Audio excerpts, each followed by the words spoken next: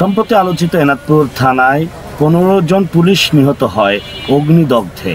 এতে বৈষম্য বিরোধী কোটা আন্দোলনকারী ছাত্র ও ছাত্রীদের ফাঁসানো এর পায়তারাকারীদের স্বাধীন বাংলা নিউজের অনুসন্ধানে বেরিয়ে এসেছে নানান তথ্য। যখন এনাদপুর থানায় আগুন জ্বলে ঠিক সেই মুহূর্তে শাহজাদপুর কৈজরি এর মৃত মজিবুর ডিলারের পুত্র কৈজরি ওয়ার্ডের আওয়ামী লীগের সভাপতি হারুন আর রশিদ এনাদপুর থানার আশেপাশে কি করেছিলেন? শাহজাদপুর থেকে এনাদপুরে অন্য একটি থানায় কিসের জন্য তিনি এসেছিলেন? হারুন আর রশিদ 15 মিনিটের মধ্যে স্থান ত্যাগ করার পর থানায় আগুন জ্বলে ওঠে। অনুসন্ধানে তার নাম এসেছে। কাকে ফাঁসানোর জন্য তিনি এই ভয়াবহ কর্ম বেছে নিলেন প্রশ্ন। তবে হারুনের নাম শোনা মাত্র কেন জনসাধারণ চুপ করে রয়েছিলেন ক্যামেরার সামনে? তবে কি সেই কথিত আওয়ামী লীগের নেতা হারুন আর রশিদ ভয়াবহ না সন্ত্রাসী? প্রশ্ন বলতে পারি।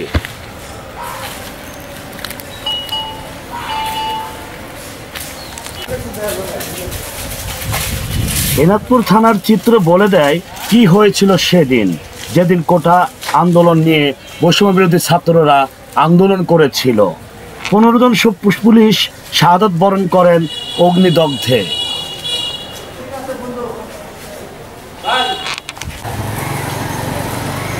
বৈষম্য বিরোধী ছাত্রছাত্রীদের হাতে লাঠি থাকলেও শাহজাদপুর কৈজরি ওয়ার্ডের আওয়ামী লীগের সভাপতি হারুন আর রশিদ গংদের হাতে কি ছিল সেটা বলে দেয় এনাদপুর থানার চেহারা।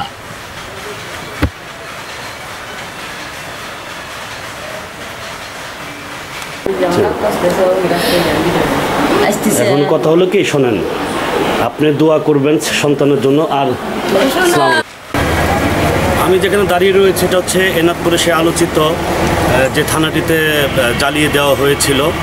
তবে আমরা যেটা শুনেছি যে প্রশাসন ছাত্র যারা আন্দোলন করেছে কোটা অর্থাৎ বৈষম্য বিরোধী ছাত্র আন্দোলনের যে সমস্ত ছাত্র এবং জনতা রয়েছিল তাদেরকে বলেছিল তোমরা চলে যাও, পিছন থেকে গুলি করা হয়েছে। অথচ আমরা একটি সূত্রে জানতে পেরেছি যে হারুন আর রশিদ কৈজরি ইউনিয়ন আওয়ামী লীগের সভাপতি, তার কাজটা এখানে কে ছিল? সে তো শাহজাদপুরের, সেখানে কি কাজটা ছিল না? তার নির্দেশে গুলি চালানো হয়েছে কিনা এটি দেখবে সংশ্লিষ্ট কর্তৃপক্ষ। তবে এটি ষড়যন্ত্রের বিষয় মাত্র। এখানে ছাত্র অনেক শহীদ হয়েছে, তো আমরা পাশাপাশি যেখানকার যে জনসাধারণ আছে তার মুখোমুখি হব।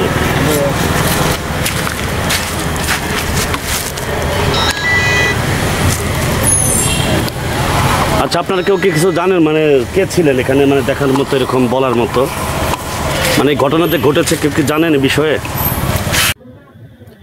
শাহজাদপুর এর কৈজরি ইউনিয়নের আওয়ামী লীগের সভাপতি মৃত মজিবুর এর পুত্র হারুন আর রশিদ এর নাম শুনে জনতা ভয়ে চুপ করে ছিল।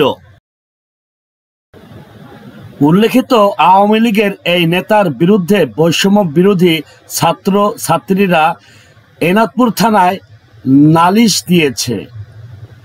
বিষয়টি সংশ্লিষ্ট কর্তৃপক্ষের আশু দৃষ্টি ও দ্রুত পদক্ষেপ কামনা করা যাচ্ছে। বিদ্যুৎ আহমেদ, স্বাধীন বাংলা নিউজ, এনাদপুর, সিরাজগঞ্জ।